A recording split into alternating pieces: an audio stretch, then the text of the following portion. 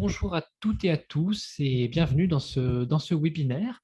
J'espère que vous allez tous bien. Bon, ça fait très plaisir de vous retrouver pour ceux qui ont l'habitude de venir voir des webinaires, des retours d'expérience, des formations sur Idealco.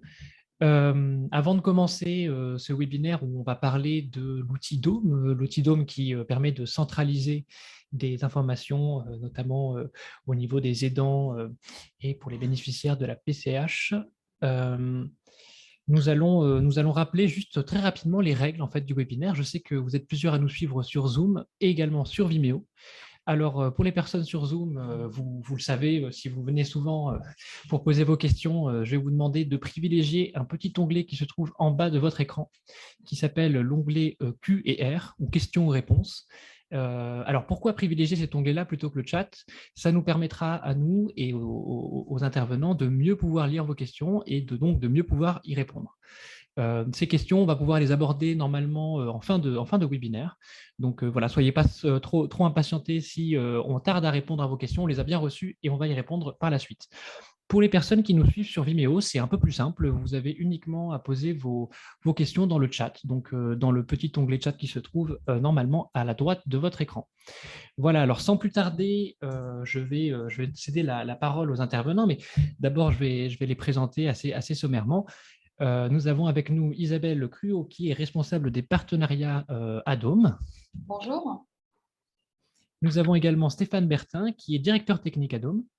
Bonjour à tous. Bruno Dujardin, qui est chargé des relations institutionnelles à Arche MC2.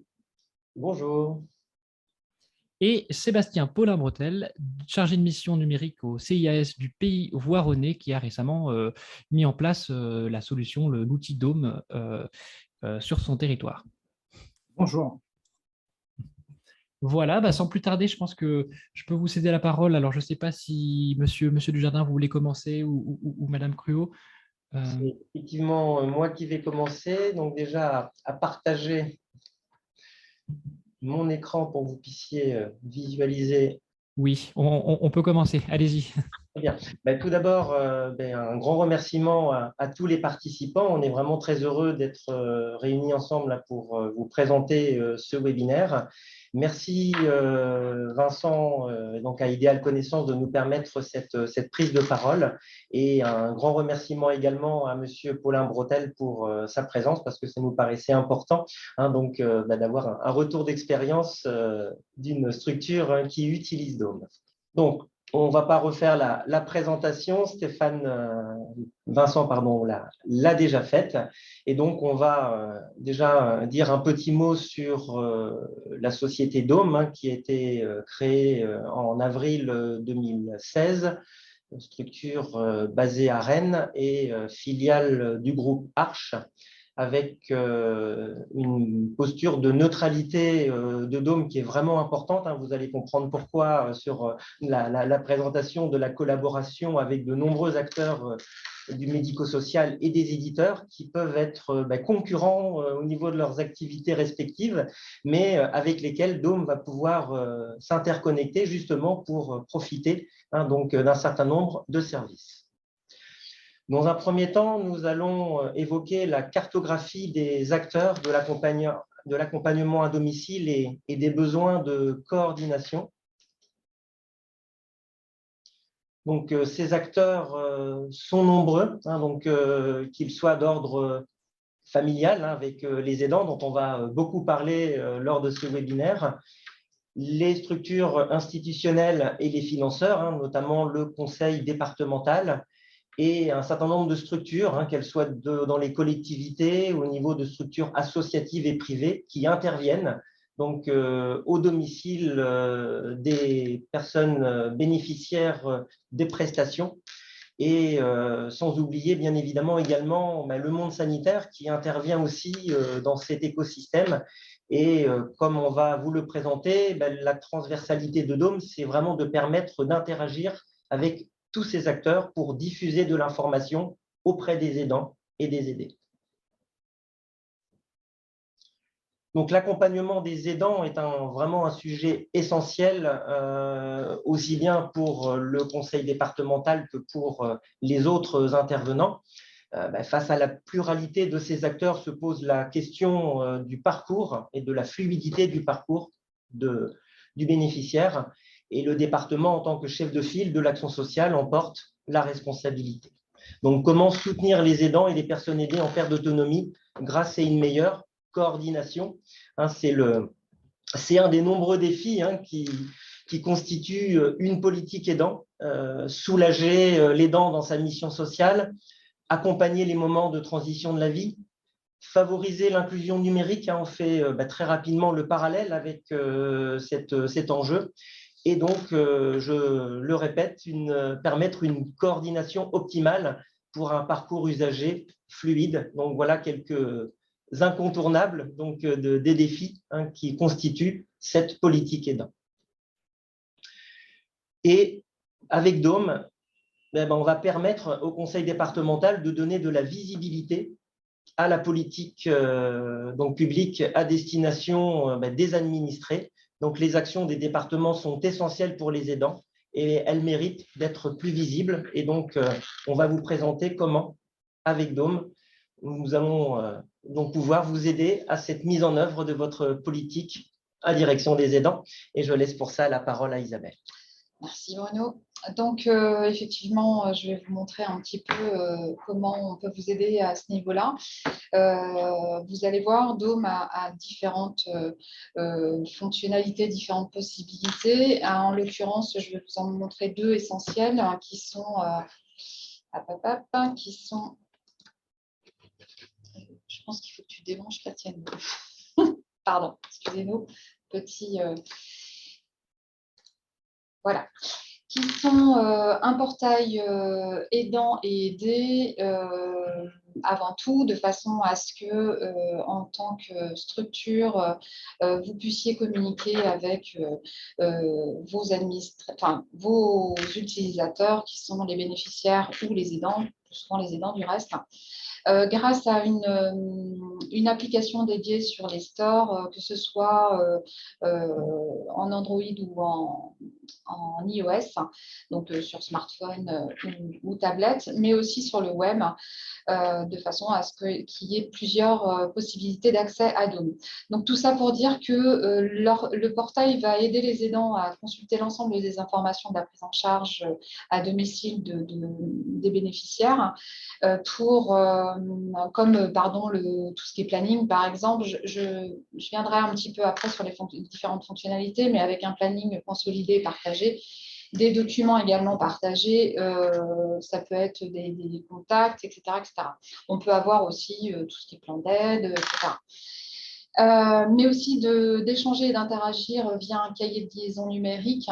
Ça, c'est intéressant puisque et Madeleine, personne aidée à domicile, et Nathalie, sa personne aidante qui peut se trouver à distance du domicile de chez sa maman, peuvent correspondre entre elles via ce cahier de liaison, via un canal privé. En revanche, on a aussi des canaux pour la partie professionnelle. Et d'ailleurs, j'y viens. La deuxième fonctionnalité du portail professionnel qui permet une coordination plus fluide aujourd'hui, puisqu'on a l'information en temps réel sur DOM et donc partagée avec tous les intervenants qui interviennent au domicile de Madeleine. Et on va encore au-delà de ça, puisque à chaque fois qu'il y a une entrée dans le DOM, notamment sur des demandes, il y a des alertes qui remontent directement dans les logiciels métiers. Donc, les objectifs, vous l'avez compris, c'est de fluidifier, en fait, de faciliter la coordination des intervenants au domicile grâce à notre interopérabilité. J'en parlerai un petit peu plus dans les slides suivantes. Ce qui permet en fait de pouvoir avoir l'information en temps réel et partagée auprès de tout le monde, ce qui évite donc les interruptions de parcours de vie de la personne qu'on peut très classiquement retrouver sur le terrain et de se retrouver avec une porte fermée parce qu'on a oublié d'avertir que Madeleine était hospitalisée, par exemple. Et donc, Nathalie, personne aidante, forcément est rassurée puisqu'elle a des alertes directement en notification sur son smartphone. Et donc, ça permet de les impliquer d'autant plus dans la prise en charge de leurs proches. Ensuite, il y a un autre pan de Dôme aussi qui permet de centraliser les données et de les partager avec des partenaires sur le territoire et donc accessible sur différents devices. Stéphane, tu peux peut-être en parler Oui, avec… ouais. Donc l'objectif, c'est de réunir les différentes informations de structures de maintien à domicile sur la plateforme Dôme et de pouvoir proposer à des partenaires du maintien à domicile qui diffusent des outils ou des dispositifs liés aux personnes aidées, donc en particulier les seniors, hein, de pouvoir se connecter facilement sur le système d'information du maintien à domicile via la plateforme Dôme, puisque Dôme met à disposition de ses partenaires une API qui permet de relier facilement les deux mondes, donc à la fois le système d'information du maintien à domicile et les dispositifs seniors. Donc on fera un petit focus à la suite dans un slide suivant pour vous montrer quelques partenaires avec lesquels on travaille. Donc, pour continuer, là, je viens de vous parler d'un peu de l'interopérabilité. Effectivement, le plus de Dôme par rapport à toutes les solutions qui peuvent exister aujourd'hui sur le marché. Clairement, on n'est pas là pour remplacer les logiciels métiers. Au contraire, on est vraiment complémentaires. Et d'où, avant d'aller voir toutes les structures, les intervenants qui travaillent avec nous, eh bien, on a d'abord fait un travail avec nos partenaires éditeurs avec lesquels on s'est interfacé, enfin du moins on s'est interfacé avec leurs produits, leurs logiciels, pour pouvoir ensuite aller collecter l'information grâce à nos web services dans leur logiciel directement pour éviter toute double saisie, donc leur faire gagner du temps, donc quelque part de l'argent. Et en tous les cas diminuer leurs coûts. Et donc, toute cette information est consultable sous forme consolidée. Voilà, et partagée auprès de tout le monde, encore une fois. Donc là, Isabelle, on voit juste les logiciels qui sont interfacés avec Dôme via l'API qui a été fournie à tous les éditeurs de solutions de maintien à domicile. Et puis sur la ligne du bas, ce sont les partenaires avec lesquels on travaille pour étendre un petit peu l'écosystème du maintien à domicile avec une télé connectée, une tablette connectée, un assistant vocal dédié aux seniors et puis des montres qui permettent de récupérer des indicateurs de santé des seniors. Et puis, on travaille également avec un téléassisteur qui permet à la fois de diffuser de l'information sur la tablette fournie par le téléassisteur, mais surtout de remonter des alertes lorsqu'il y a un appel qui est réalisé au plateau de téléassistance, de pouvoir immédiatement diffuser l'information aux structures qui interviennent à domicile, mais également aux aidants. Et donc, toute cette circulation d'informations se fait grâce à l'API de Dôme. Donc, vous l'avez compris, il y a une partie logiciel métier interne aux structures et les outils qui peuvent être mis à disposition directement chez les bénéficiaires, tels que tous les éditeurs que vous avez en bas. Donc, pour continuer, on va parler un peu de sécurité parce que c'est quand même hyper important. Tout à l'heure, on vous parlait de consolidation de données, ce qui est le cas puisqu'on va chercher l'information directement dans les logiciels métiers des structures d'aide à domicile, puisque l'information est vraiment la première entrée dans le maintien à domicile en règle générale. Et tout ça, on le fait dans le respect des législations, puisque le RGPD, pardon, vous en avez entendu un petit peu parler, étant considéré comme une plateforme de partage de données, clairement, on est au taquet sur le sujet. D'ailleurs, si vous avez des questions, notre DPO ici présent, Stéphane Bertin, pourra y répondre volontiers. Sachez également qu'on a toute la donnée est sécurisée puisqu'on est hébergé chez un prestataire à Rennes, du reste, à côté de Rennes, donc on reste local, certifié pour les données de santé conformes à l'ANS, de façon à avoir toute sécurité sur la donnée transmise. Donc là, je vais vous montrer des schémas pour parler de coordination, voir un petit peu comment vous expliquer comment ça fonctionne. Donc ici, vous avez les structures d'aide à domicile avec leur logiciel métier. Ils gardent évidemment leur logiciel métier. Leurs auxiliaires de vie, donc les intervenantes au domicile, notamment avec leur télégestion mobile. On peut imaginer d'autres structures partenaires sur le territoire, un SIAD, une infirmière libérale, etc. etc.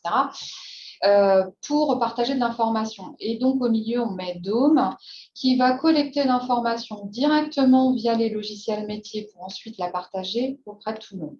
D'accord ?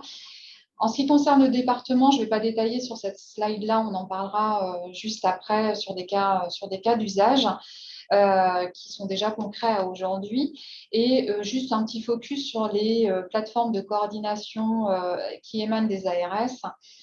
Notamment, vous voyez, bon, là, il y a quelques exemples de régions avec qui on travaille et sur lesquelles, en fait, on peut d'ores et déjà envoyer, enfin, on envoie déjà de l'information via ces plateformes et on en reçoit également de façon à pouvoir partager cette information et qu'il n'y ait plus de perte d'information ou d'oubli d'information. Tout est fluide.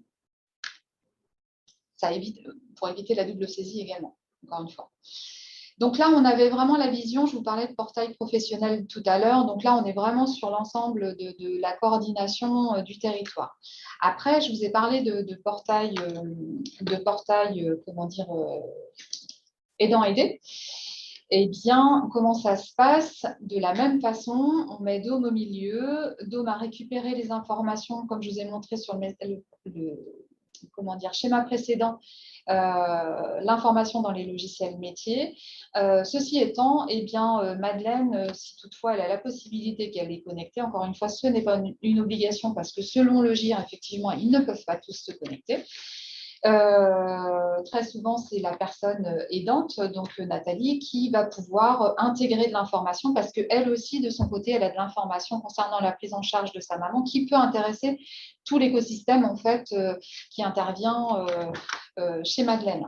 Donc, de cette façon-là, il peut y déposer des documents, avoir la visibilité du planning consolidé et échanger de l'information via le cahier de liaison numérique. Donc maintenant, si vous voulez bien, on va passer aux différentes fonctionnalités. Comme je vous ai dit, un planning consolidé, partagé, prévisionnel et réalisé, ça c'est hyper important. Avec également une fonctionnalité de document où on va pouvoir échanger toutes sortes de documents, peu importe la source, hein, et un cahier de liaison numérique pour interagir.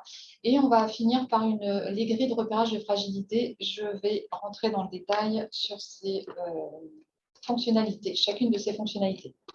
Donc ici, vous avez le planning visible par ici, Nathalie Lagrange, donc la personne aidante, hein, qui regarde le planning de sa maman, Madeleine Proust, d'accord ? Donc, on est sur l'agenda où, effectivement, là, on voit que deux structures interviennent, un SIAD en amont et un SAD ensuite. Elle peut y intégrer des rendez-vous privés si elle le souhaite, etc., etc. En fait, ce qu'on veut montrer ici, c'est que toute cette information est envoyée directement des logiciels. En aucun cas, il y a de la ressaisie de fait. À chaque fois, en fait, à la moindre modification, c'est envoyé sur Dome. Quand on clique directement sur une prestation, vous pouvez avoir donc le détail de la prestation. Là, on voit quelle structure intervient au domicile de Madeleine, début, fin, date et heure de l'intervention, et surtout, ce qui est important pour Madeleine, à savoir, c'est qui intervient. D'accord ? Donc, voilà pour le planning. Je continue sur le cahier de liaison numérique, qui est un élément très intéressant pour échanger entre Madeleine et Nathalie. Donc là, elles iront sur le canal famille pour ça, d'accord? Alors, ça peut être Madeleine et Nathalie. En revanche, si Madeleine n'est pas connectée, ça peut être Nathalie et ses 10 frères et sœurs. Imaginons. En revanche, vous avez aussi toute la partie, le canal public. Alors, quand on dit canal public, c'est tout le monde peut publier et lire l'information. Attention, quand je dis tout le monde, c'est uniquement ceux qui ont un droit d'accès au dossier de Madeleine Proust. D'accord ? Et du coup, vous pouvez interagir en mettant un message texte, comment dire, un message, enfin du moins aller chercher un document sur votre ordinateur, hein, tel une pièce jointe dans un mail de la même façon, ou alors d'intégrer une photo directement si vous êtes avec votre smartphone. Mais vous avez aussi la possibilité d'envoyer un message vocal pour plus de simplicité, de facilité, gain de temps, etc., etc. Voilà pour le cahier de liaison. Ensuite, on a les documents. Donc, dans les documents, on va dire que c'est une grosse boîte d'archives dans laquelle on va choisir le type de document qu'on souhaite aller voir. Donc là, on est sur les documents de facture, ce qui permet à Nathalie Lagrange, qui peut se trouver à 200 km de chez sa maman, qui gère toute l'administratif. Elle n'a pas besoin de se déplacer pour aller chercher la facture. Elle retrouve tout de façon numérique. Elle clique donc sur le petit onglet télécharger, un PDF s'ouvre directement. Vous voyez, voilà. Et vous avez, enfin du moins, elle a la facture tout de suite qu'elle peut aussi imprimer puisque c'est un PDF de toute façon, si elle le souhaite. Et donc ensuite régler la partie qui reste à charge. Ensuite, on a ce qu'on appelle les grilles de repérage des fragilités. Alors ça, j'ai envie de dire, c'est un bon moyen, avec les problèmes de recrutement qu'on entend aujourd'hui dans les structures d'aide à domicile, c'est vraiment très compliqué. C'est un bon moyen, je trouve, de valoriser les auxiliaires de vie dans leur métier, puisque là, on va leur demander, dès que vous détectez la première fragilité chez Madeleine, voilà, là, on voit mon intervention au domicile devient difficile. Pour le lever ou le coucher, je coche. Elle n'a pas besoin d'écrire, ni de faire du blabla ou quoi au caisse. C'est rapide, il n'y a pas d'oubli. Elle clique, elle envoie. Et ça revient directement dans le logiciel métier en commentaire pour la responsable de secteur en plan d'action. C'est-à-dire qu'automatiquement, elle va avoir un plan d'action qui s'affiche, qui est préalablement évidemment enregistré avec la structure lors du déploiement de données. Donc, tout est vraiment en lien pour fluidifier au maximum la coordination sans oublier personne. Tout le monde a son petit grain de sel à mettre, si je puis me permettre. Ça. Donc là, on va vous présenter quelques cas d'usage qui vont vous permettre peut-être de mieux appréhender en fait, l'usage de données. Merci beaucoup Isabelle. Donc effectivement, on va présenter deux cas d'usage. Le premier, c'est celui d'un conseil départemental, celui de la Seine-et-Marne, le département 77, qui est en cours de déploiement donc de la solution Dôme et qui le met à disposition de l'ensemble des structures d'aide du département. Et ensuite, on laissera la parole à Sébastien Paulin-Bretel, côté CIAS de Voiron. Donc, le cas d'usage du département de la Seine-et-Marne, tout d'abord, ce projet donc au sein du département s'inscrit dans une démarche globale de matérialisation instaurée depuis 2017 et qui est portée par la politique SI du département. Comme on le voit ici dans ce schéma, tous les process, donc depuis l'évaluation du plan d'aide qui est réalisé par le logiciel métier Solis, qui donc permet d'en décliner le plan d'aide. Ce plan d'aide est transmis sur la plateforme de télégestion Domatel, qui elle-même va communiquer avec les différents logiciels métiers des SAD pour apporter ces plans d'aide directement aux structures d'aide sans aucune autre saisie et surtout aucun envoi de documents papier. Et de la même façon, les différentes interventions qui sont réalisées par les SAD sont automatiquement télétransmises, donc l'ensemble de ces interventions, dans la plateforme Domatel qui ont fait le contrôle d'effectivité et qui permet de générer la facturation qui est automatiquement réintégrée dans le logiciel Solis. Donc, une fois que cette procédure a été mise en œuvre, le département s'est naturellement tourné vers Dôme qui a trouvé toute sa place dans cet écosystème pour intégrer les aidants aidés à ce dispositif et favoriser la coordination du parcours. Stéphane, je te laisse expliquer un peu plus le fonctionnement. Oui, donc quelques mots sur la politique envers les aidants par le département de Seine-et-Marne. L'objectif, c'est de mettre à disposition une plateforme qui permet aux structures de maintien domicile de mieux communiquer avec les personnes aidées et leurs aidants, donc sous le sponsoring de la direction de l'autonomie. Et donc, on a pour objectif de déployer sur le département 150 SAD. Alors, à ce jour, il y en a 60 qui sont déployés. Et donc, d'accompagner La direction de Zomi nous a chargé Dôme d'accompagner les SAD dans le déploiement de cet outil et puis d'accompagner les SAD dans la communication envers les personnes aidées et les aidants. Et donc, on a une équipe qui soutient au quotidien les SAD pour améliorer leur communication et s'approprier le dispositif Dôme pour mieux diffuser de l'information et mieux interagir avec les personnes aidées et les aidants sur le territoire de la Seine-et-Marne. Très bien. On reviendra après sur le côté accompagnement. Eh bien, on va maintenant voir excusez-nous, on partage les ressources avec quelques petits cafouillages. On va maintenant passer au deuxième cas d'usage, donc celui du CIS, du Pays Voironnais. Alors, nous, je travaille donc en tant que chargé de mission pour les projets numériques, donc dans un CIS donc, du Pays Voironnais. Donc, dans l'Isère, on comprend 31 communes pour environ 100 000 habitants. Donc là, vous voyez un petit peu les chiffres à l'écran. On aide en moyenne 930 usagers par mois pour un total de 1200 à l'année. On est dans la moyenne des autres services d'aide à domicile avec 82 ans de moyenne d'âge. On fait 176 000 heures à l'année avec la grosse partie APA, 82%, et la répartition des GIR, les deux premiers blocs, GIR 1, GIR 2, 22%, GIR 3 à peu près pareil, et le reste, les GIR 4. Donc, on intervient sur 19 communes de l'agglomération, on a 170 aides à domicile et 18 agents administratifs.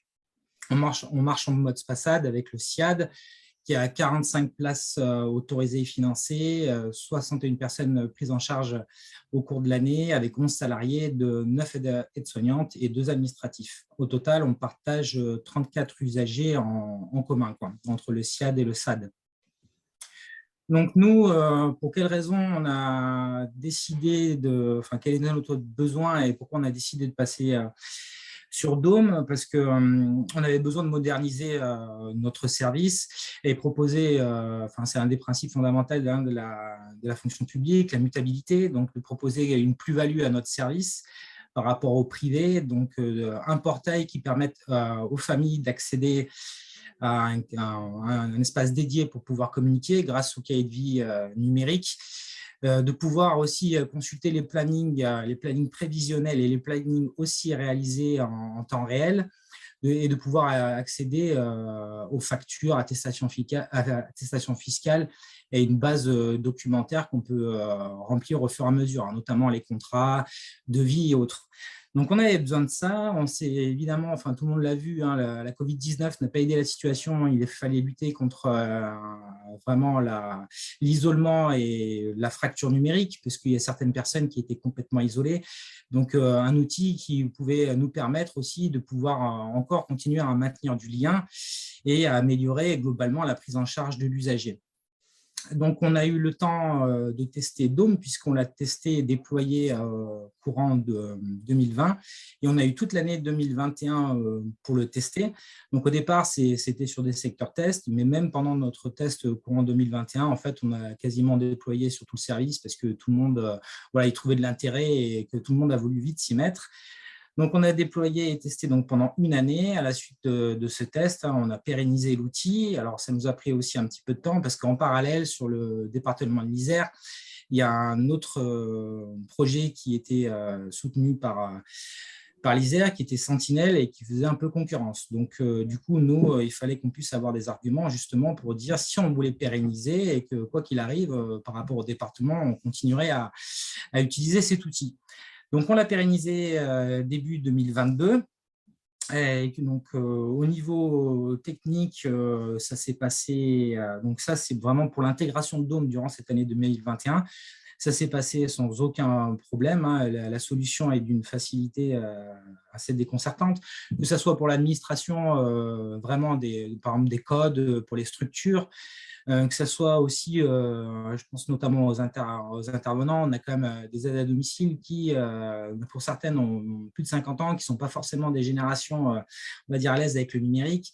Donc, sur leur smartphone, où elles ont déjà les outils de télégestion, elles ont donc maintenant l'application Dôme qui leur permet donc de pouvoir consulter le dossier de l'usager et notamment, comme Madame Clos en a parlé, de pouvoir communiquer aussi via le cahier de vie.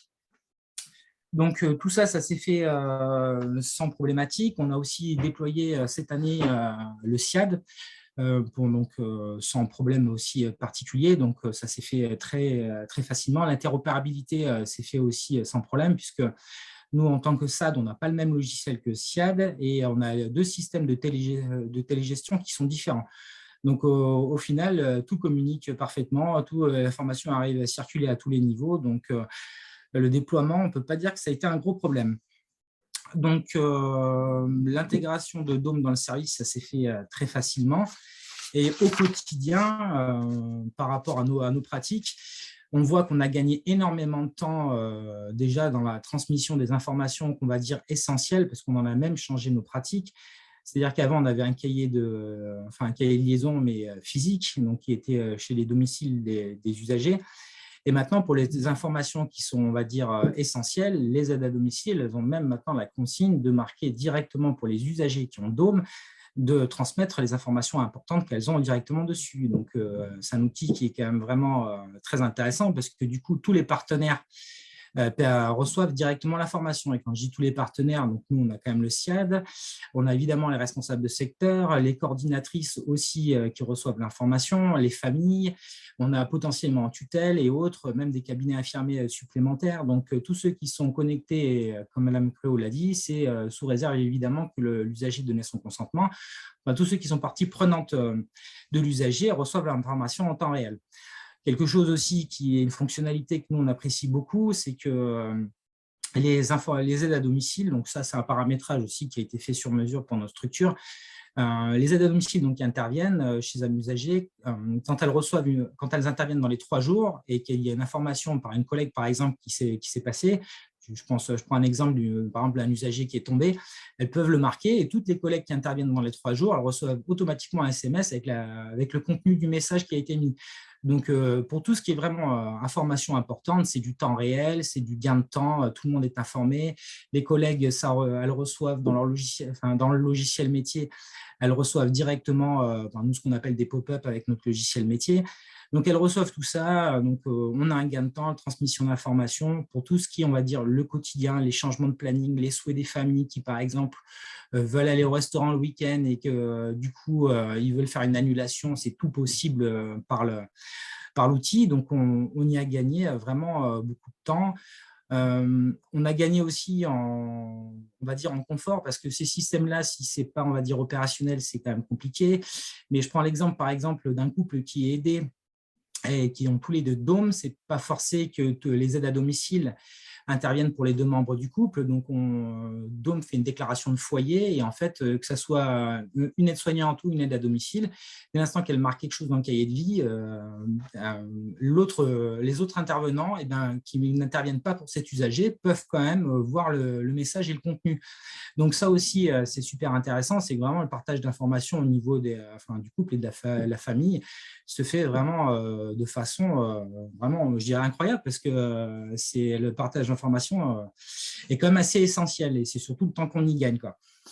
On y gagne aussi quand même beaucoup de temps, c'est pour les factures. Comme Mme Clos l'a dit, on peut envoyer les factures, les attestations fiscales. Nous, chaque année, au mois de mai, c'est un sketch. Tout le monde nous appelle, on a pas reçu l'attestation fiscale. Les usagers qui sont forcément, selon les cas, complètement perdus au niveau des papiers, selon la situation. Là, en tout cas, les familles qui s'occupent des impôts et autres, ils ont tous les attestations, les devis, les contrats. On peut même mettre une base documentaire en fonction du service.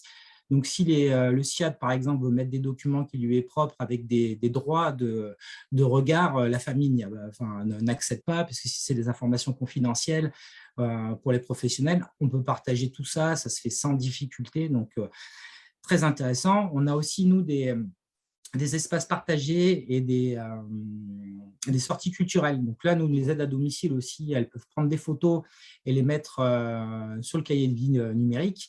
Et les familles sont toujours contentes de voir quand même leur famille, de voir des moments qui finalement, normalement, ne sont jamais pris en photo et de voir un peu leur famille à ces moments-là. Donc, nous, tout ça, c'est du plus et ça se fait très facilement. Donc, quand on a évalué Dôme à la fin de l'année 2021, évidemment, tout le monde était enchanté. Et même pour la petite anecdote, on a quand même fait, j'ai fait une petite étude de marketing pour savoir si on devait faire payer Dôme aux usagers, rajouter cette prestation en coût du service, juste pour voir si les usagers l'acceptaient. À 50%, ils étaient prêts à payer pour avoir le service. Ce qui est plutôt un bon signe, puisque normalement, dès qu'il s'agit de faire augmenter le prix d'intervention, normalement, les gens sont quand même assez réticents. Donc, voilà, les gens, ils étaient quand même prêts à limite à payer pour pérenniser l'outil, quoi. Donc, on a déployé, puisque aussi le support est un vrai atout de Dôme. Hein. Donc, dès qu'on a des soucis, nous, au niveau du logiciel métier, c'est forcément des fois un petit peu plus long. Là, Dôme, il y a un problème, ils sont support. Que ce soit pour la communication, on a eu tout ce qu'il fallait pour pouvoir après communiquer auprès des usagers, auprès des partenaires, auprès de tous les partenaires qui sont institutionnels ou autres.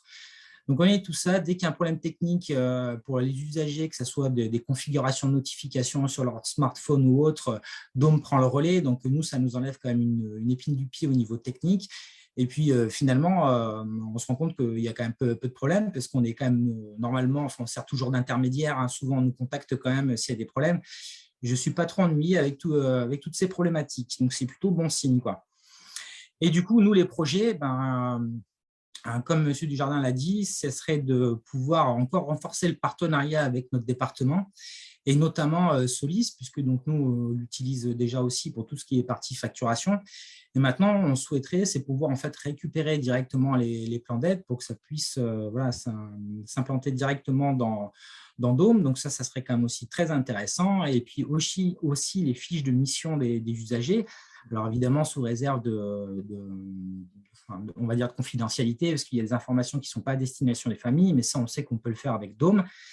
Et du coup, tout ça, on souhaite le faire avec le département. Donc, on attend de leur retour pour pouvoir déployer tout ça. Et nous, au niveau du service, donc on vient de déployer le SIAD, donc ça fonctionne parfaitement. Et maintenant, on va finir de former toutes les aides à domicile du secteur, puisqu'on en a quand même 170, donc on a pu le faire qu'au fil de l'eau, parce qu'en plus, avec les problèmes de recrutement qui ont été évoqués, c'est très difficile de pouvoir former tous les gens en parallèle. Mais voilà, ça c'est de notre fait, hein, mais voilà. Donc, Dôme, pour nous, on en est très satisfait et c'est pour ça qu'on a continué à l'utiliser et qu'on le pérennise et que même si le département nous impose un outil, on continuera à l'utiliser à côté. Merci beaucoup, Monsieur Paulin-Bretel. On va continuer, même si vous avez dit déjà plein de choses, vous avez introduit la suite, on va dire, parce que Dôme, comme on disait, c'est un outil, mais c'est aussi un accompagnement. Je laisse Stéphane commenter la suite. Alors, Dôme permet d'accompagner d'abord ce qu'on appelle en marque blanche, c'est-à-dire qu'on peut aussi accompagner un client, donc une structure, une association, un réseau dans sa communication et en adaptant Dôme à la charte graphique de la structure. C'est ce qu'on a fait par exemple pour la Seine-et-Marne. Hein. Vous avez à droite l'écran d'accueil de la Seine-et-Marne avec les couleurs et puis la communication qui va avec. Donc ça, c'est des choses qu'on déploie essentiellement sur les réseaux de type SAP. On met en place également un kit de communication complet, hein, c'est-à-dire qu'on met à disposition des structures tout le corpus documentaire lié en particulier à l'acquisition du consentement pour le partage d'informations, mais également tout ce qui est flyers qui peuvent accompagner la communication avant la mise en place de Dôme. Hein. On met en place donc ces flyers dans les factures papier, par exemple. Pour accompagner les factures, on commence à préparer les aidants à l'usage de Dôme en leur présentant de manière très simple ce qui est fait. Donc, on accompagne la structure à la fois dans la communication avant la mise en place Dôme et après dans le suivi des utilisateurs. On peut dire vraiment pour un département, c'est aussi l'occasion vraiment de mettre en valeur, hein, je me permets d'y revenir, hein, donc la politique aidant, on le voit, hein, cette application vous est offerte par le département, c'est évidemment aussi un message politique qui permet d'accompagner, mais aussi de mettre en valeur l'action du conseil départemental. Et puis, un support technique qu'on a scindé en deux. On a le support qui est plutôt lié aux structures utilisatrices de logiciels métiers, avec des personnes qui sont plus orientées donc gestion logicielle. Et puis surtout, ce qui fait le succès de Dôme, c'est d'être très actif dans les sollicitations par les seniors, par les personnes aidées, donc des difficultés d'installation ou de connexion à Dôme. Et donc, on accompagne les différentes demandes en répondant au téléphone ou par mail, en expliquant de manière très précise comment utiliser l'application. L'essentiel des demandes qui arrivent au support des particuliers concerne les mots de passe. Ça, c'est bien évidemment le point dur. La sécurité, le RGPD nous oblige à avoir un compte par personne avec des mots de passe plus ou moins forts. Donc, voilà, on accompagne les personnes aidées qui sont quelquefois très âgées, parce que moi, personnellement, j'ai vu des personnes de 80 ans qui avaient une tablette pour les fêtes et qui essaient de se connecter à Dôme. Donc, voilà, c'est très agréable d'avoir des personnes motivées de cet âge qui veulent se connecter à Dôme. Bon, des fois, c'est un petit peu compliqué dans les explications, mais en tout cas, voilà, on a un service dédié pour ça. Et en tout cas, de soulager les structures avec ces problématiques de connexion. Là, on voulait mettre en lumière quelques clients, donc non pas pour les noms, mais pour la typologie des clients. Donc, on a un département qui est client de Dôme. On a, comme chez M. Paulin-Bretel, des collectivités et puis des réseaux de services à la personne et également tout un ensemble de structures associatives qui sont utilisateurs de Dôme dans différentes configurations. Donc là, c'est la carte de France qui représente les implantations de Dôme sur le territoire, avec 411 structures connectées et vous voyez plus de 165 000 personnes aidées sur la plateforme.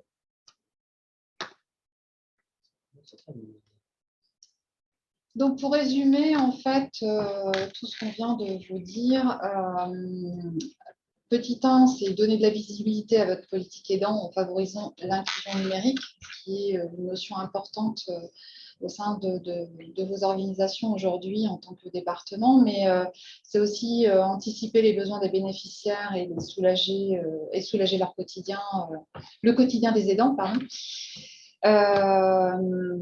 C'est de sécuriser les échanges des professionnels avec les aidants à aider, parce qu'aujourd'hui, il y a beaucoup de choses qui se passent par téléphone, par papier, par mail, tout ça, ce n'est pas forcément sécurisé.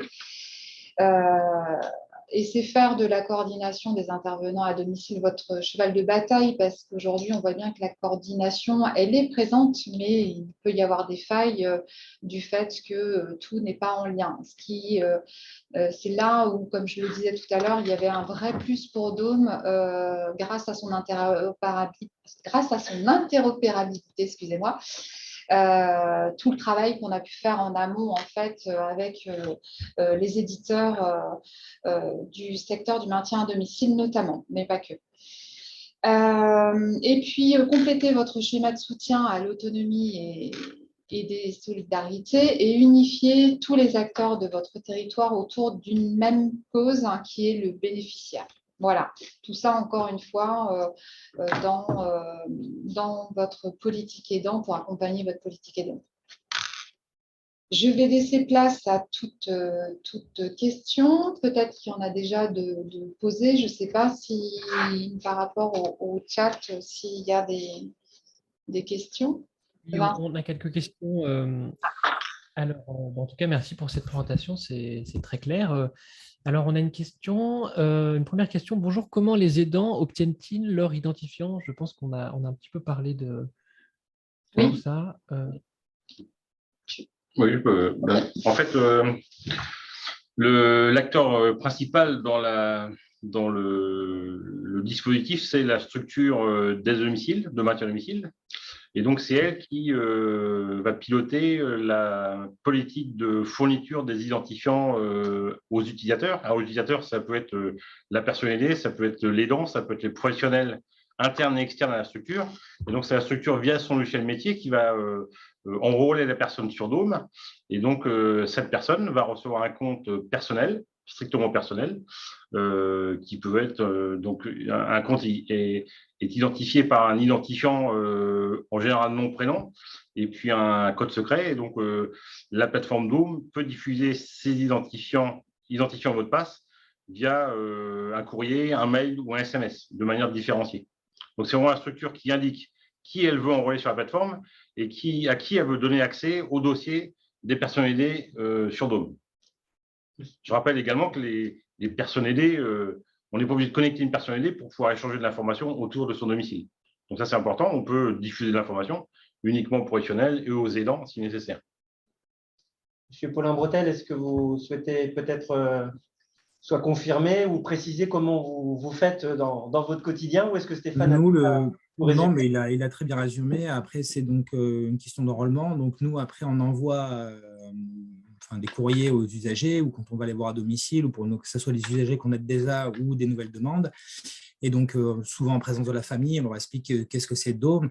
Tout le monde y voit tout de suite l'intérêt, donc ils sont d'accord. Alors après, par contre, il y a certaines situations familiales ou autres où je pense notamment à des exemples où il y a des personnes, il y a 3 ou 4 enfants, ils n'ont pas forcément envie que les enfants, selon l'entente avec la famille, que tout le monde ait accès au dossier. Donc, ils disent que très bien que tel enfant a accès à Dôme, tel professionnel, le SIAD, un cabinet infirmier. Donc, nous, on récupère après ce consentement pour ces différents acteurs. Dans le logiciel métier, comme ils sont déjà créés, après, on les sélectionne et donc, eux, ils auront directement accès à Dôme. Pour l'envoi des identifiants, comme M. Bertin l'a dit, très facile. Donc, nous, on a une console d'administration. On choisit les personnes à qui on va envoyer les codes. Alors, on a différents systèmes en fonction de qu'est-ce qu'on a comme information. Donc, généralement, la famille, on a des téléphones portables. Donc, on leur envoie directement des SMS différenciés avec l'identifiant et le mot de passe dans 2 SMS séparés. Les courriers sont générés automatiquement, donc si c'est par courrier, et sinon après, c'est quoi? SMS, courrier, mail, voilà, mail pour tout ce qui est professionnel. Nous, on le voit aussi avec nos gestionnaires de Camaya, avec qui on est en relation sur des cas un peu complexes. Eux, on les envoie par mail. La famille, c'est généralement par les SMS, et les usagers qui veulent se connecter, on les envoie directement par courrier. Donc, ça se fait très simplement. Il y a 2 boutons à appuyer, ça génère tout. Tout ce qui est SMS, elle fait automatiquement, on n'a pas à suivre. Donc, ça se fait très, très facilement à ce niveau-là. Une petite précision pour les professionnels qui sont liés à plusieurs dossiers, plusieurs personnes aidées. Le professionnel n'a qu'un seul compte sur la plateforme Dôme, et quand il va se connecter à Dôme, on va lui demander de choisir sur quel dossier il veut se connecter. Très bien. Et sinon, ce sont vos responsables de secteur qui animent la relation avec les familles, M. Paulin-Bretel, qui présentent c'est ça, l'intérêt de Dôme et comment ça va s'utiliser? Oui, alors après, nous, on a le responsable du secteur lors des premières visites, lorsqu'elles reviennent aussi après pour renouvellement ou autre, quand il y a des problématiques. On a aussi des fois les coordinatrices quand elles ont les familles ou les usagers directement au téléphone. Alors, des fois, il y a des petites contestations sur les horaires, ou alors ils ne savent plus ce qu'ils ont. Donc, sauf à leur envoyer un planning réalisé par rapport au prévisionnel, c'est un peu des fois problématique. Donc, elles ont des fois l'occasion d'en parler à ces moments-là aussi, justement, pour pouvoir leur dire que cet outil existe. Après, ça permettra, donc, que ce soit à la famille ou aux usagers, directement de voir les informations qui vous concernent et les réaliser. Donc, elles en parlent aussi. On a aussi des moments où la direction, quand ils font des réunions avec les familles et autres pour parler des évolutions, des nouveautés sur le service, elle présente aussi Dôme, donc cet outil, donc on le présente assez régulièrement et dès qu'on peut au final aux familles. Alors on l'impose pas, on pourrait, parce que c'est un vrai plus après pour tous les intervenants, mais c'est sous évidemment réserve quand même du consentement de l'usager. Alors après, se pose toujours la problématique des usagers qui ne sont pas en capacité de pouvoir répondre, mais bon, on le fait en bonne intelligence avec la famille et autres. De cette façon, sinon, c'est toujours les référents qui prennent le relais. Donc, on n'a aucun souci là-dessus. Tout se passe bien, et tout ce qui est, on va dire, transmission d'informations, de code, Ça se fait sans problème. Je rebondis aussi sur ce que M. Bertin a dit. Pour les intervenantes, enfin les aides à domicile ou les aides-soignants, c'est pareil. Quand on crée une fois l'intervenant qui reçoit ses codes, après, en fonction des usagers qu'il a sur Dome, il a juste à le sélectionner. Il n'y a pas besoin de gérer plusieurs fois des comptes d'accès, etc. Donc, ça se fait en toute simplicité.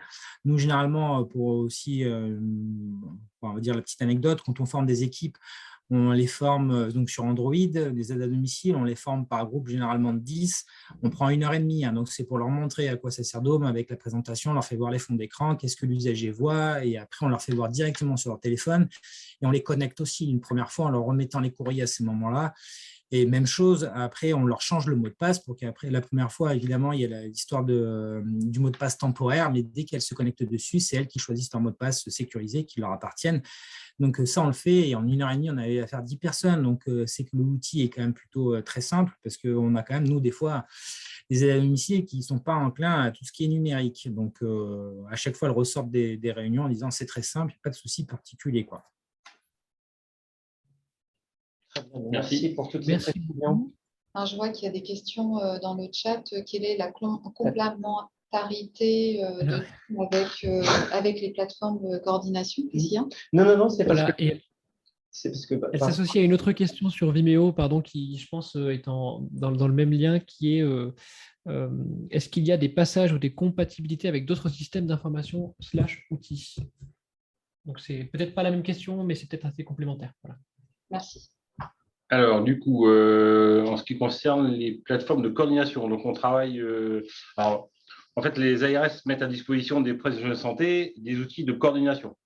On a bien conscience que Dome et l'outil de coordination, ça fait au moins un outil de trop pour les professionnels de santé. Donc, ce qu'on a mis en place, c'est un pont entre la plateforme de coordination et Dome, de manière à intégrer le plus possible les structures de maintien à domicile dans l'outil de coordination mis en place par l'ARS. Cette intégration est une réalité dans 2 régions, donc en Nouvelle-Aquitaine avec PACO, puisque PACO et la région de Nouvelle-Aquitaine et la région Bretagne utilisent le même outil qui s'appelle Globule, l'un dans le projet PACO et l'autre dans le projet Mobility. Et donc, Dome sert de relais entre les informations de maintien à domicile et les professionnels de santé. Et donc, on échange des informations qui sont des informations d'agenda du maintien à domicile vers la plateforme de coordination, que les professionnels de santé sachent à tout moment qui intervient et quand au domicile des personnes accompagnées. Et on a également la possibilité de remonter dans l'outil métier des alertes lorsque le journal de l'outil coordination est modifié par un professionnel de santé. Donc là, ce sont dans ces régions, Nouvelle-Aquitaine et Bretagne, on a pratiquement 2000 dossiers partagés sur une quarantaine de structures connectées. Et puis, on travaille actuellement sur l'outil de coordination Montisra, puisqu'on va, à travers les grilles de repérage des fragilités, pouvoir publier les signalements sur l'outil de coordination Montisra via l'imprimante virtuelle qui est mise à disposition des structures. Dans les autres régions, donc en PACA avec Azure Réseau, en Occitanie avec Pico, pour l'instant, les structures de maintien à domicile ne sont pas réellement intégrées et c'est la mise en place des API qui sont en cours d'étude pour intégrer le système d'information du maintien à domicile dans la plateforme de l'ARS. Voilà, l'idée, c'est d'accompagner. On sait bien que Dome ne pourra pas être imposé aux professionnels de santé. Donc, l'idée, c'est comment on juxtapose un système plutôt dédié au maintien à domicile avec le système dédié aux professionnels de santé. Je crois que c'est important ce que tu viens de préciser, Stéphane. Ça rebondit aussi sur le discours de M. Paulin-Bretel par rapport à d'autres outils qui pourraient être en complément mis à disposition par le conseil départemental. On essaie effectivement par cette interopérabilité de pouvoir faire d'agglomérer, de pouvoir se servir quelquefois de passe-plat, mais à aucun moment de remettre en cause ou c'est au contraire d'être complémentaire avec les différents outils qui peuvent exister en fonction des territoires. Et c'est vraiment cette posture de partenariat et de relais de l'information, toujours dans une optique de concerner les aidés, les aidants, en plus de l'ensemble des autres professionnels. Et puis, éviter à tout faux la double saisie. C'est-à-dire que si on est obligé de ressaisir le planning dans un outil de coordination, ça marche une semaine, mais après, on arrête. Donc là, Dome permet de justement garder cette relation entre les deux plateformes. Vincent, est-ce qu'il y avait une question? Parce que j'ai perdu du coup. Ah, allez-y, pardon, je vous ai coupé la parole. Non, savoir s'il y a d'autres questions sur. Oui, voilà, alors, sauf s'il y a quelqu'un qui a quelque chose à ajouter, on peut passer à une autre question. Alors, autre question, quel accompagnement est-il nécessaire pour que le département, pour que Dome soit déployé? Alors, nous avons l'expérience de la Seine-et-Marne qui a communiqué auprès des SAD la mise en place de Dome. La difficulté, c'est de faire accepter au SAD un nouvel outil qui est un outil de coordination, un outil de communication, mais que les SAD prennent un petit peu comme une contrainte. Donc, il faut bien veiller aussi à bien accompagner les SAD pour la mise en place. Et Dome se charge de toute la logistique informatique, on va dire, pour accompagner les SAD le plus en douceur possible. Aujourd'hui, on a connecté 60 SAD avec 3 éditeurs différents sur le département. Donc voilà, ça tourne, mais c'est vrai que ça demande de l'investissement aussi de la part du département et des SAD pour mettre en place et appliquer la politique de communication. Et est-ce que vous avez pu avoir une expérience, vous, en fait, pour l'accompagnement au changement auprès des SAD c'est quelque chose avec typiquement ce qui s'est passé peut-être avec le département Oui, du alors, 77? en fait, c'est un changement de culture aussi pour les structures de maintien à domicile. Communication planning, recevoir des demandes dématérialisées par les personnalités ou les aidants, c'est un changement de paradigme par rapport à ce qui existait auparavant. Donc, c'est en train de changer un petit peu partout, mais ça ne se fait pas du jour au lendemain. Donc, c'est aussi à la charge des équipes Dome d'accompagner et d'expliquer qu'il n'y a pas de difficulté particulière, c'est juste un changement d'attitude vis-à-vis d'outils numériques mis à disposition de leurs utilisateurs. Et ça passe par effectivement de la communication, des réunions en commun pour animer effectivement donc, ce réseau. Et c'est important d'avoir des pilotes côté conseil départemental, de s'appuyer sur certains SAD qui vont aussi servir d'exemple. Enfin, je vous laisserai peut-être réagir, Monsieur Paulin-Bretel, mais évidemment que vous parlez beaucoup aussi entre vous au niveau des SAD, et à partir du moment où on peut mettre en valeur que voilà, une première expérience est réussie, voilà ce que ça a pu apporter. La chance quand même, quand c'est le département qui le propose, c'est que c'est quand même mis à disposition gracieusement par le conseil départemental. Donc, c'est aussi quand même une opportunité à saisir pour les SAD, mais ça demande effectivement un travail de collaboration et surtout, vous l'avez dit, de préparer ce changement, de présenter, de faire des réunions communes de suivi. On est sur une méthodologie de projet en y mettant un certain nombre de phases et en suivant ensemble la réalisation de ces différentes phases. Souvent, dans les structures, on met en place quelques pilotes. Alors, ça peut être des pilotes usagers, bénéficiaires. Après, ça peut être un secteur géographique pour accompagner un panel de 20 à 30 personnes. Et puis, rôder un petit peu les processus de mise en place avant d'étendre l'activité à toute la population. Je ne sais pas si c'est le cas à Voiron. Je sais que dans d'autres CCS, ils ont pu aussi maintenant s'appuyer sur les conseillers numériques qui sont quelquefois présents au sein des collectivités et qui peuvent, eux, animer justement aussi la relation avec les usagers qui auraient besoin d'accompagnement, ce que vous nous avez présenté tout à l'heure et ce que vous faites au sein du CIAS. Et c'est vrai qu'il y a aussi ces conseillers numériques qui peuvent être très utiles quand ils sont présents au sein des différentes collectivités. Je rebondis juste, moi, sur notre exemple personnel. C'est quand même plus simple quand c'est le département qui impose, on va dire, un outil. Alors, imposer encore, on parle d'imposer quand l'outil il a peu d'intérêt. Là, l'outil au niveau des SAD, on y voit vite l'intérêt, même si, en effet, les pratiques, des fois, sont dures à changer. Dans le sens inverse, c'est quand même plus compliqué quand c'est un service d'aide à domicile qui demande au département de récupérer les informations et de s'y mettre. Donc, c'est ça qui est aussi quand même intéressant, c'est que ça vienne du département, sachant que quand même, maintenant, je pense que les services d'aide à domicile, quels qu'ils soient, sont quand même tous équipés de logiciels. L'interopérabilité se fait facilement et l'outil est quand même très facile à prendre en main. Donc, c'est ça aussi qui est quand même assez facile parce que nous, au quotidien, alors moi, mis à part à administrer Dôme, ceux qui utilisent, ce sont les collègues, et les collègues, c'est les responsables de secteur, c'est les coordinatrices qui s'occupent de planning. Et finalement, pour la mise en place, ça se fait quand même très facilement parce que l'outil est facile. Donc, c'est ça qui est quand même aussi après intéressant. C'est des changements de culture et de façon de procéder, mais ça se fait quand même assez facilement, quoi. Avec le retour. Donc, c'est pour ça, là, nous, on le présente dès qu'on peut. On a là, j'y pense, lundi, on a le Grand Annecy qui nous a contactés parce qu'ils sont intéressés. Donc, voilà, tout le monde va y venir, hein. Je pense que d'avoir des portails comme ça où l'information est centralisée, c'est quand même intéressant. Je rebondis aussi sur nos projets. On parle de Mon Sisra, nous aussi, après, à terme, pour l'instant, parce que je vois là dans le canal de discussion, il y a une autre question concernant les remontées au niveau des fragilités.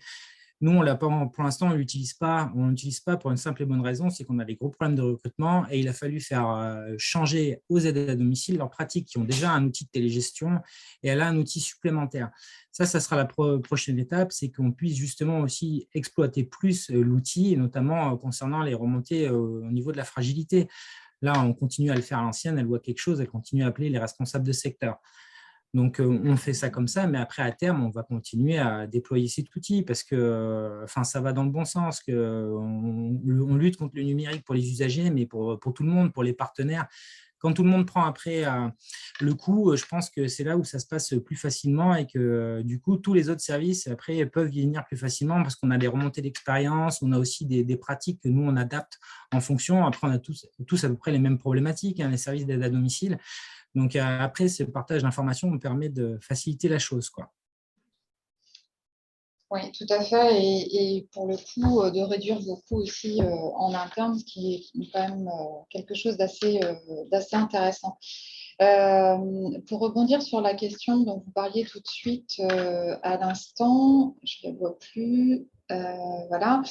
Pouvez-vous nous parler un peu plus du plan d'action déclenché suite à la remontée des fragilités? Y a-t-il et comment un retour donné à l'auxiliaire de vie à l'origine de la remontée d'informations? Oui, tout à fait. Effectivement, je ne l'ai pas dit tout à l'heure. C'est une très bonne question. C'est-à-dire que quand elle détecte la fragilité grâce à sa télégestion mobile en cochant dans la grille, ça remonte en plan d'action dans le logiciel métier de la responsable de secteur qui donc peut déclencher le plan d'action. Et une fois que le plan d'action est déclenché, l'auxiliaire de vie reçoit un message sur son smartphone, sur la télégestion mobile, lui indiquant ce qui a été mis en place. Et de la même façon, la personne aidante aussi reçoit une notification. Donc, comme ça, tout le monde est informé de ce qui a été mis en place par rapport à la fragilité repérée. Effectivement, je suis pas allée au bout tout à l'heure. Merci pour la question. Il y a une autre... Alors, il y avait une autre question, pas de souci, de Diane Genet sur est-ce que les médecins traitants ont accès à Dôme? Alors, en tant que professionnel, on va dire d'une manière générale, tous les professionnels ont accès à Dôme sous réserve que les structures de maintien à domicile leur aient donné un accès. Il faut avouer qu'à ce jour, on a peu de médecins qui se connectent à Dôme puisqu'il y a aussi les plateformes de coordination qui mettent à disposition les outils. Donc voilà, les médecins ont plutôt tendance à utiliser les outils d'ARS avec le journal de bord pour Globule, donc pour Paco et Mobility. Donc les médecins ont accès, mais peuvent échanger également avec les structures de maintien à domicile via l'interface Dôme qui a été montée avec Globule. Donc il est bien évident de toute façon que, encore une fois, les médecins ont peu de temps, donc il n'est pas question de leur imposer deux outils pour pouvoir dialoguer avec leur territoire. Donc voilà, nous, on se met dans la roue de l'outil de coordination pour pouvoir mieux communiquer des informations de maintien à domicile. Encore une fois, on reste une solution complémentaire à ce qui existe déjà. On ne demande pas le remplacement des outils. Alors, merci beaucoup. Et bon, il y avait une intervention dans le chat, mais je pense qu'on en a déjà un petit peu parlé. Fadela Germache qui demandait au final qui paye le service Dôme. C'est vrai que c'est aussi cette question. Est-ce que c'est le département? Il y a plusieurs possibilités. Soit le département, tel que la Seine-et-Marne, notamment aujourd'hui, a fait le choix d'acquérir cette solution pour toutes ces structures d'aide à domicile agréées. de façon à fluidifier la coordination et de soulager les aidants dans leur quotidien. Ou alors, effectivement, c'est les structures d'aide à domicile qui font l'acquisition de cette solution, ou alors leur réseau, si elles font partie d'un réseau. Voilà. Il y a plusieurs. En fait, aujourd'hui, on n'a pas un client, quoi. On a plusieurs clients potentiels. D'accord, donc oui, j'imagine que ça dépend des territoires. Tout à fait. Des Voilà, territoires, des volumes aussi de bénéficiaires, de clients à gérer sur la plateforme. Donc, ouais, tout ça, c'est une étude, en fait, c'est une étude commerciale qui est faite avec le partenaire pour fixer un petit peu les règles du jeu et puis les accès. Alors, par contre, tout ce qui est accès web, mobile, tablette, c'est compris aussi dans la proposition commerciale. d'accord. Alors, je voulais juste ajouter une petite chose concernant des structures de coordination qui émergent aujourd'hui de plus en plus sur les territoires. Sachez que ces structures-là, classiquement, n'ont pas forcément de logiciel métier sur lequel on peut se connecter. Dome a créé une fonction spécifique à ces structures de façon à ce qu'elles puissent, malgré tout, sans logiciel métier, intégrer les bénéficiaires qu'elles suivent dans la coordination pour pouvoir ensuite partager l'information avec le SIAD du territoire, le SAD qui intervient, etc. etc. Voilà. D'accord, merci. Alors, je regarde, je vois qu'un spectateur, peut-être une dernière question, a posé une question, mais je pense que vous n'êtes pas allé jusqu'au bout, parce que je peux juste lire bonjour. Donc, on va attendre la suite. Bonjour à vous aussi également, mais je vois qu'il y a une virgule après, donc peut-être que vous n'avez pas pu finir votre question. N'hésitez pas à utiliser le chat, sinon si ça ne marche pas, l'onglet questions et réponses, il n'y a pas de souci.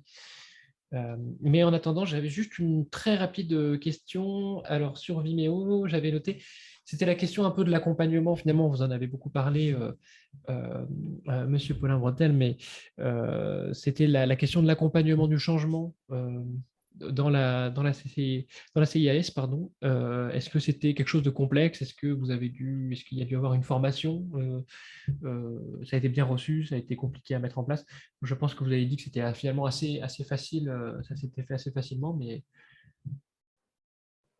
Oui, enfin, alors, je peux en revenir dessus. Nous, au début, donc, lors de la mise en place de Dome, c'est le côté administration, enfin, de l'interface qui est faite en premier. Donc là, ça se fait sans problème. On a des supports, on a tout ce qu'il faut. Et puis l'outil est très intuitif. Donc finalement, pas trop de problèmes. On a aussi de la configuration sur mesure parce qu'on a des spécificités.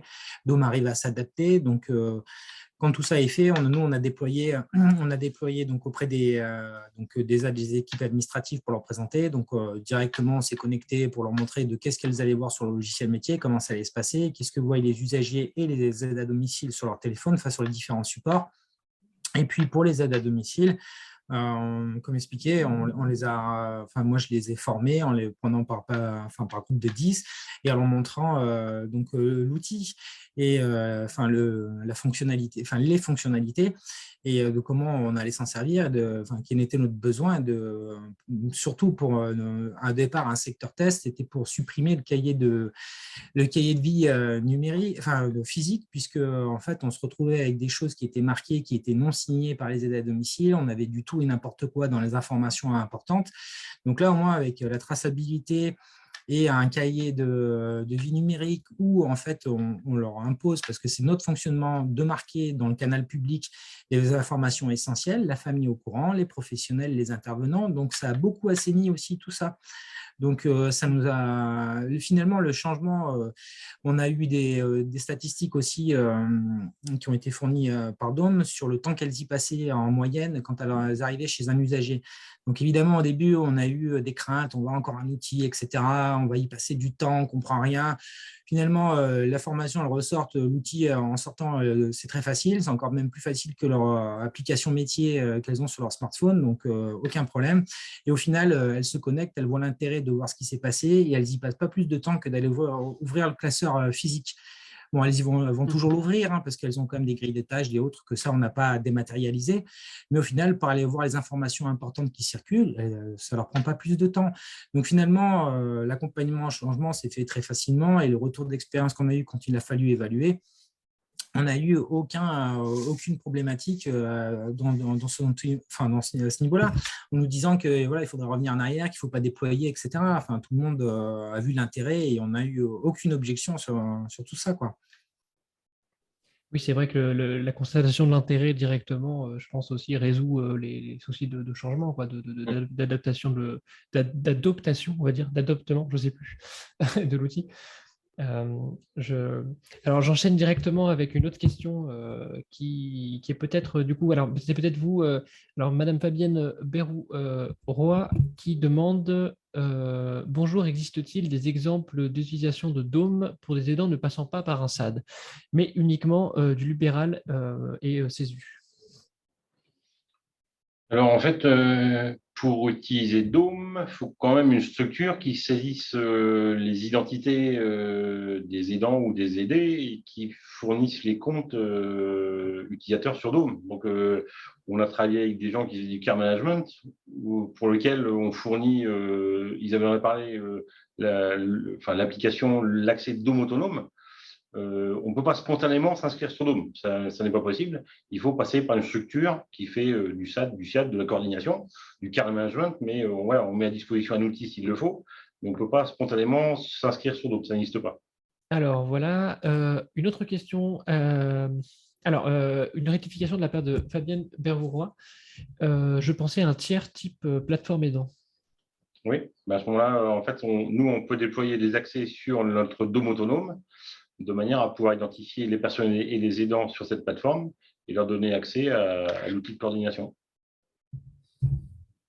En fait, il faut une tête de pont dans l'usage de Dome. Ça, c'est obligatoire. D'accord. Fabienne nous répond merci pour la réponse. Merci pour cette réponse. Florence Cour nous demande y a-t-il une possibilité de mettre la grille des tâches dans Dome pour éviter la saisie papier?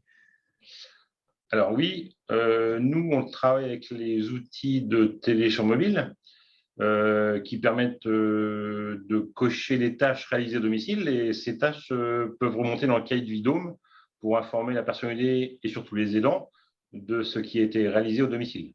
Est-ce qu'il y a encore quelques questions? Alors, on s'était donné 1 heure, mais on peut encore prendre quelques questions. Je ne sais pas si c'est aux intervenants de Nous, me dire.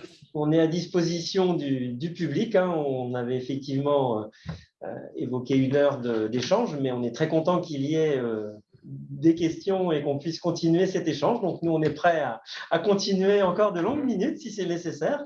Je peux peut-être revenir un petit peu sur les dispositifs partenaires, Vincent. On n'a pas beaucoup évoqué cette possibilité, mais l'idée, c'est de se servir de Dome pour venir étendre un petit peu le champ du maintien de missile et puis d'incorporer dans l'écosystème des partenaires qui construisent des dispositifs liés aux seniors. Et donc, si on peut juste revenir dessus, qu'on vous donne quelques exemples plus précis. Donc, la coordination, ça passe aussi pour la mise à disposition d'outils externes. Donc, on a, si on les prend par ordre d'affichage, l'écran pratique, c'est une télé connectée qui permet au senior d'avoir les informations sur son agenda directement sur sa télé.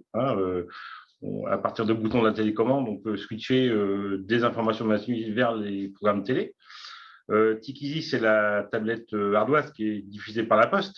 Donc, si une personne aidée dispose d'une tablette ardoise, elle a accès directement à son agenda, ses documents et au cahier de vie à partir d'une tuile dédiée sur la tablette ardoise.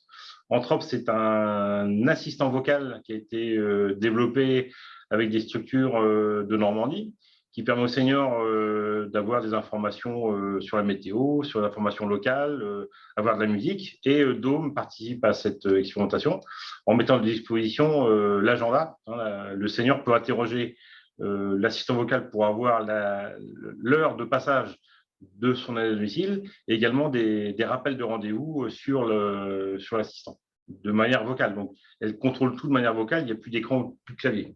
Donc ça, c'est assez intéressant aussi pour s'approprier du numérique mais sans la barrière de l'écran et du clavier. Faciotable, c'est une surcouche Android qui permet de faciliter l'accès aux applications avec des ergonomies plutôt orientées senior.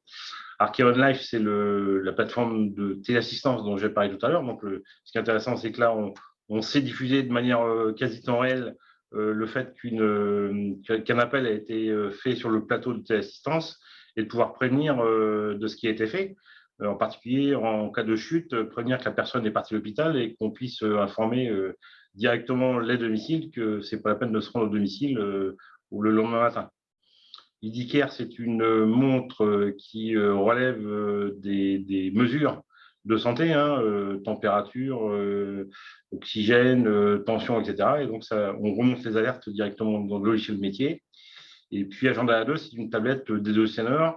Alors, la tablette a la particularité de ne pas de proposer d'interaction assez rapidement. Par exemple, lancer une visio juste en approchant le visage de la tablette. Donc là encore, on travaille sur des rappels de planning, des alertes planning. Lorsque le planning change, on diffuse cette information directement sur Agenda 2. Et donc, tous ces gens-là sont connectés à l'API Dome sans vraiment savoir quels sont les systèmes d'information qui sont connectés en amont. Donc, voilà, tous ces systèmes-là, pour les gens qui ont Dome, sont directement intégrables. Chez le bénéficiaire. Chez le bénéficiaire. Voilà. Parce qu'effectivement, le bénéficiaire aujourd'hui, comme le disait très justement Stéphane, n'est pas habile avec le clavier ou un écran, un smartphone ou autre. C'est vrai que d'avoir des dispositifs comme une enceinte connectée, purement français, j'entends, derrière, ou alors un écran de téléviseur qui n'a pas d'écran de téléviseur chez soi aujourd'hui, c'est quand même assez courant. Donc du coup, pour eux, ils n'ont pas de changement de pratique. Clairement, ils ont malgré tout un minimum d'informations les concernant, et ce qui les intéresse, c'est de savoir quand est-ce qu'est leur prochaine prestation dans un premier temps et comment dire, qui intervient lors de cette prestation. Donc tout ça, effectivement, Dome envoie l'information derrière ce dispositif. Le bénéficiaire ne voit pas que c'est Dome, mais peu importe, l'idée, c'est qu'il ait l'information. Et à côté de ça, la personne aidante reçoit les notifications sur son smartphone quand il y a des changements d'horaire ou d'intervenants ou autres via l'application Dome, et les structures d'aide à domicile ou de soins également peuvent, via leur logiciel métier, interagir également avec Dome, étant donné que Dome est intégré directement dans leur logiciel métier. Idem pour les auxiliaires de vie. Donc vraiment, l'idée, c'est de pouvoir rendre fluide, encore une fois, toute cette communication, cette coordination. Sans oublier effectivement ce dont tu parlais, les plateformes de coordination régionales initiées par les ARS, telles que effectivement PACO en Nouvelle-Aquitaine ou Mobility en Bretagne, avec qui pour l'instant on est comment dire, interfacé et connecté, et où ça fonctionne. D'ailleurs, l'éditeur derrière s'appelle le Keylab avec son produit Globi. Je ne sais pas si vous aviez autre chose à ajouter. S'il y a d'autres questions, Vincent? Alors, il n'y a pas d'autres questions pour le moment. Donc, alors voilà, soit si vous avez peut-être un mot de la fin, une dernière chose dont vous voudriez parler, n'hésitez pas. Je ne sais pas. J'ai juste envie de dire un grand merci à tous d'avoir participé à ce webinaire, en espérant de pouvoir échanger plus longuement avec vous. Vous avez, comment dire, pris, je suppose, toutes nos coordonnées affichées en fin de slide. On ne l'a pas précisé, mais on peut vous mettre à disposition le support de présentation, justement pour que vous puissiez revenir sur certaines explications et avoir nos coordonnées. Mais bien évidemment, nous serions ravis d'échanger avec vous de vive voix autour de la solution Dome. Et merci à M. Paulin Bretel pour votre témoignage. Un grand merci. Oui. Avec plaisir. Voilà, merci. Merci en tout cas à vous toutes et à vous tous de vous être connectés. Et pour vous rappeler, oui, comme tous les webinaires que nous faisons, ce webinaire sera bien disponible dans quelques jours en replay. Donc, vous pouvez le re-regarder. Si vous avez des collègues ou si vous savez que quelqu'un est intéressé aussi par ce sujet, vous pouvez lui montrer. Et donc, on pourra également partager le support de présentation qu'on pourra mettre en pièce jointe de la présentation. Donc, sur la fiche Idealco, là où vous avez pu vous connecter, ce sera au même endroit. Vous recevrez également un mail qui vous informera que le replay est disponible. Voilà. En tout cas, merci beaucoup à tous et à toutes de vous être connectés. Et je vous souhaite une très très bonne journée et je vous dis une bonne semaine et à bientôt aussi sur la plateforme pour ceux qui viendraient voir un autre webinaire dans la semaine ou plus tard. Merci à Bonne tous. journée à tous. Au revoir. Merci beaucoup. Au revoir. Merci, bonne journée, au revoir.